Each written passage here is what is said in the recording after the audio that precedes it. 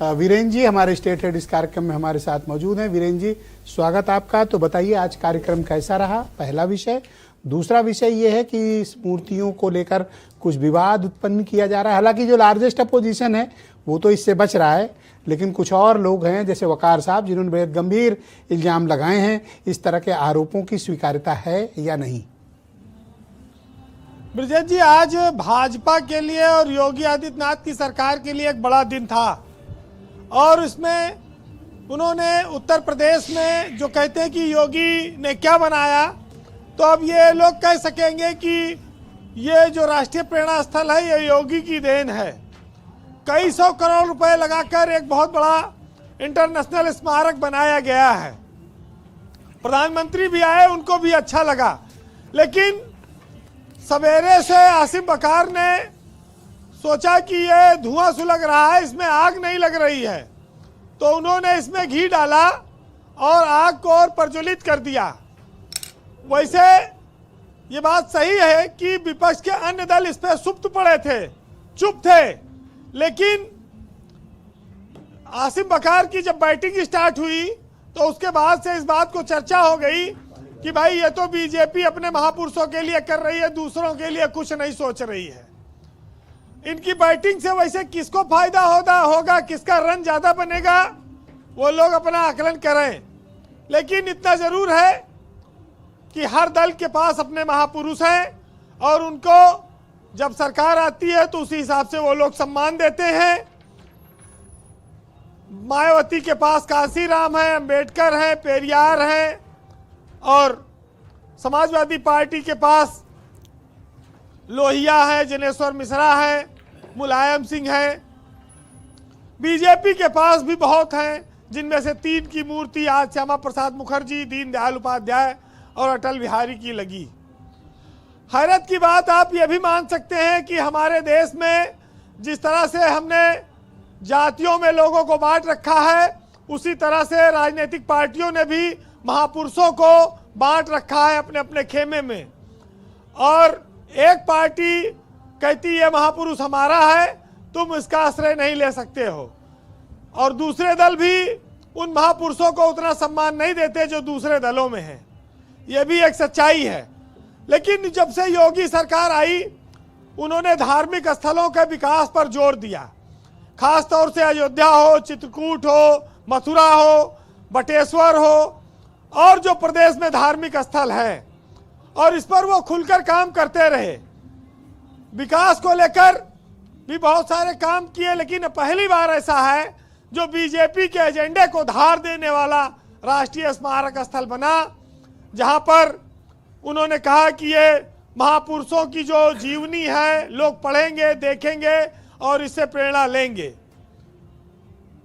एक चीज साफ है कि इस प्रेरणा स्थल के बनने के बाद अब योगी को कई सालों तक याद किया जाएगा। ये तो जैसे मायावती को लोग कहते हैं, याद करते हैं, वैसे योगी आदित्यनाथ भी अब एक लंबे समय के लिए अमर हो गए। उन्होंने एक बार एक प्रेरणा स्थल बना दिया लखनऊ में, उत्तर प्रदेश में। दूसरी ओर अगर आप महापुरुषों की शिक्षाओं पर जाएं तो हमको वो ताकत देते हैं, सिखाते हैं कि परिस्थिति चाहे जैसे कैसी भी आए, विपरीत आए, लेकिन घबराइए नहीं, हार मत मानिए, कोशिश जारी रखिए। तो सियासत में भी दलों को, और राजेश चौधरी ने एक बात बहुत अच्छी कही कि विचारधारा के आधार पर किसी महापुरुष के साथ कोई भेदभाव नहीं करना चाहिए, क्योंकि महापुरुषों का सम्मान, हर दल के महापुरुषों का जो आचरण है वो उच्च कोटि का है, या उनकी अपनी आइडियोलॉजी है, उनकी विचारधारा है।